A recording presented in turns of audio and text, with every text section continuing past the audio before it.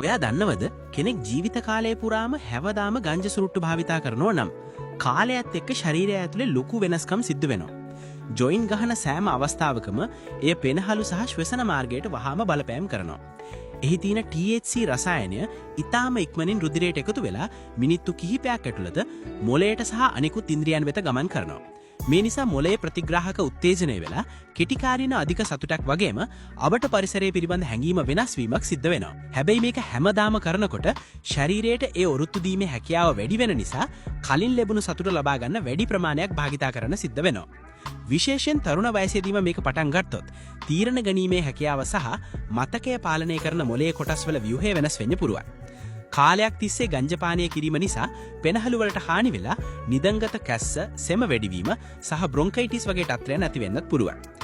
ඒ වගේම ගංජා භාවිතය නිසා හෘද ස්පන්දන වේගය වැඩි වෙනවා වගේම රුධිර නාලවලටත් ලොකු පීඩනයක් ඇති වෙනවා. මේ නිසා සමහරුන්ට හෘදයාබාධ හෝ ආඝාතය ඇතිවීමේ අවදානම වැඩි වෙන්න පුළුවන්. මානසිකව ඇබ්බැහිවීම, කාන්සාව සහ විෂාදය වගේම සමහර අවස්ථාවලදී මානසික ව්‍යාකූලතා පවා ඇති වෙන්න පුළුවන්. ජීවිතය කියන්නේ හරිම වටිනා දෙයක්. ඉතින් ඕනෑම ඇබ්බැහිවීමකින් මිදිලා නිරෝගී සහ සතුටුදායක ජීවිතයක් ගත කරන්න හැම විටම උත්සාහ කරන්න. මේ වගේ සෞඛ්‍යයට වැදගත් තවත් රහස් සහ තොරතුරු දැනගන්න අදම අපිව ෆලෝ කරන්න.